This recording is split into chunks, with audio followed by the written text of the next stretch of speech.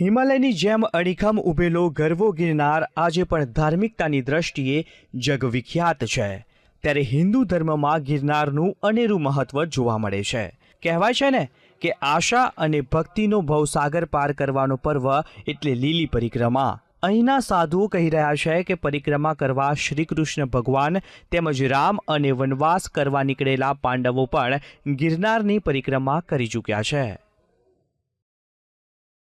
ભગવાન વામન રૂપે જ્યારે બલિરાજાને ત્યાં 3-3.5 ગ્રામ પૃથ્વી માગવા ગયા ત્યારે બલિરાજાએ એને પૃથ્વી તો આપી દાનમાં, પણ સાથે સાથે એના પગ માથા ઉપર પગ મૂકીને અડધું ડગલું તારા માથા ઉપર મૂકવું તો અડધું પૃથ્વી અને ભગવાનનો પગ પકડી, પ્રભુ તમે મારા સગા પાતાળમાં પધારો, ત્યાં હું તમારી સેવા કરીશ।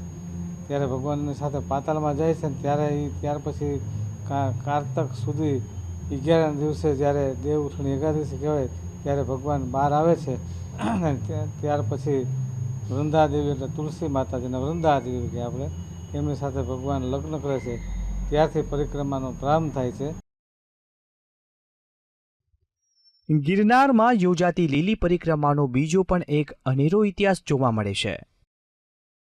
જૂનાગઢના બગડુ ગામના અજાભગત નામના ધાર્મિક વૃત્તિ ધરાવતા વ્યક્તિએ આજથી 136 વર્ષ પૂર્વે 5 લોકોને સાથે જોડીને પરિક્રમા શરૂ કરી હતી અને ધીરે ધીરે લોકો જોડાતા ગયા। ત્યારે અજાભગતની ગિરનાર પ્રત્યે અનેરી શ્રદ્ધા જોઈને ગ્રામજનો અને તેના વંશજોએ બગડુ ગામ નજીક તેનું સમાધિ સ્થળ બનાવ્યું અને ત્યારથી જ લાખો ભાવિક ભક્તો જોડાઈને પરિક્રમા કરી રહ્યા છે।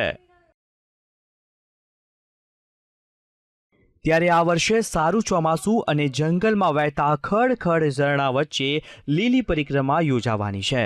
ત્યારે અંદાજે 10 લાખ લોકો પરિક્રમા કરવા પધારે તેવો અંદાજ જોવા મળી રહ્યો છે। વિજયસિંહ પરમાર સાથે વીટીવી ન્યૂઝ, જૂનાગઢ।